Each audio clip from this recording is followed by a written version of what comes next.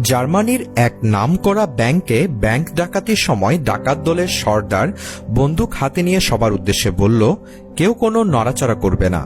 টাকা গেলে যাবে সরকারের, কিন্তু জীবন গেলে যাবে আপনার। আর তাই ভাবনা চিন্তা করে আপনার পরবর্তী পদক্ষেপ ঠিক করুন।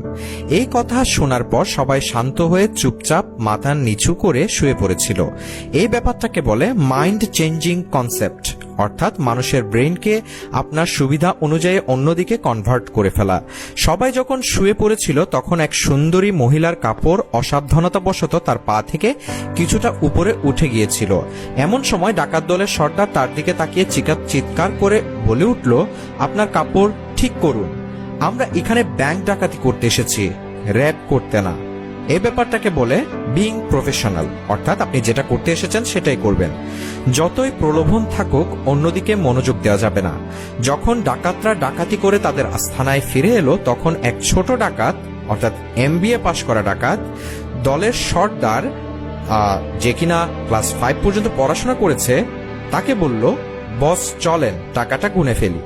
ডাকাত দলের সর্দার মুচকি হেসে বলল, তার কোনোই প্রয়োজন নেই, কেননা একটু পরে টিভি ছাড়লে নিউজ চ্যানেলগুলো বলে দিবে আমরা কত টাকা নিয়ে এসেছি। এই ব্যাপারটাকে বলে এক্সপিরিয়েন্স, অভিজ্ঞতা, যে গতানুগতিক সার্টিফিকেটের বাইরে গিয়েও কাজ করতে পারে।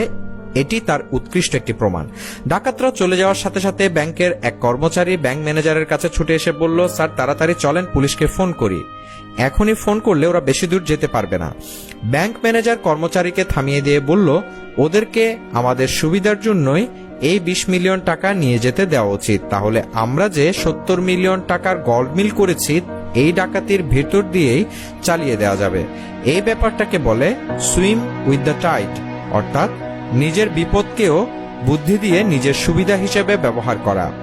কিছু সময় পরেই টিভিতে রিপোর্ট আসলো, ব্যাংক ডাকাতিতে 100 মিলিয়ন টাকার লোপাট।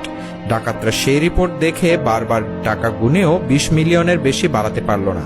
ডাকাত দলের সর্দার রাগে ক্রুদ্ধ হয়ে বলল, শালা, আমরা আমাদের জীবন এত ঝুঁকি নিয়ে এত কিছু ম্যানেজ করে মাত্র 20 মিলিয়ন টাকা নিলাম, আর ব্যাংক ম্যানেজার শুধুমাত্র এক কলমের খোঁচাতেই 80 মিলিয়ন টাকা সরিয়ে দিল। শালা, চোর ডাকাত না হয়ে পড়াশোনা করলেই তো বেশি লাভ হতো। এই ব্যাপারটাকে বলে knowledge is worth as much as gold, অর্থাৎ ওসির চেয়ে মসি বড়। ব্যাংক ম্যানেজার মন খুলে হাসছে, কেননা তার লাভ 80 মিলিয়ন টাকা। 70 মিলিয়ন টাকা গরমিল করেও সে আরো 10 মিলিয়ন টাকা এই সুযোগে তার নিজের পকেটে ঢুকিয়ে ফেলেছে। এই ব্যাপারটাকে বলে seizing the opportunity, daring to take risks, অর্থাৎ সুযোগ থাকলে তাকে কাজে লাগানোই উচিত। তাই বলে বলছি না অসৎ পথে।